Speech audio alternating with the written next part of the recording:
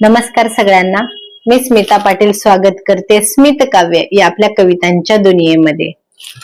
आयुष्य हा एक प्रवास आहे, सुख दुःखांचा, ऊन सावल्यांचा, विविध टप्प्यांनी नटलेल्या आयुष्य या प्रवासामध्ये आपल्याला अनेक लोक भेटतात आणि आपल्या प्रवासाचा भाग बनून जातात। कधी कधी त्यांच्या जाण्याने आपल्याला हे रिअलाइज होतं की त्यांचा आपल्या आयुष्यात इम्पॉर्टन्स काय होता।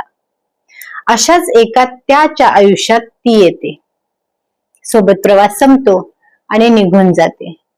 तिच्या जाण्याने त्याला जे रिअलाइज झालं ते मी थोडक्यात मांडण्याचा प्रयत्न केलेला आहे या माझ्या कवितेमधून।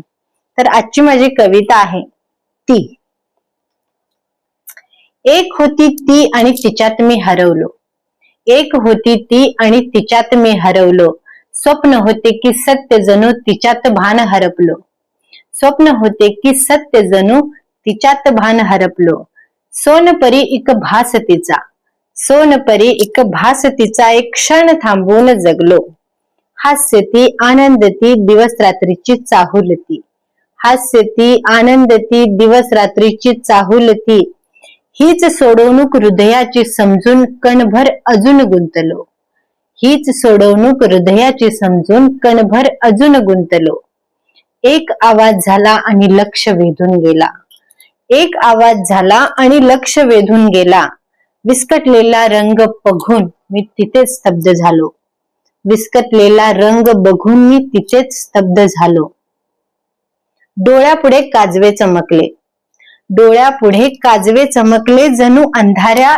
जंगलात अडकलो, पसरलेल्या काळोखात सैरावैरा धावलो, पसरलेल्या काळोखात सैरावैरा धावलो, ती नव्हती तिचा भासही नव्हता, ती नव्हती तिचा भासही नव्हता, कदाचित सगळं गमावलो, सत्य नव्हे स्वप्नच ते, सत्य नव्हे स्वप्नच ते, साखर झोपेतून जागा झालो, खरंच होती का कोण होती, खरंच होती का कोण होती, प्रश्नांच्या वेढ्यात निरंतर अडकलो, प्रश्नांच्या वेढ्यात निरंतर अडकलो।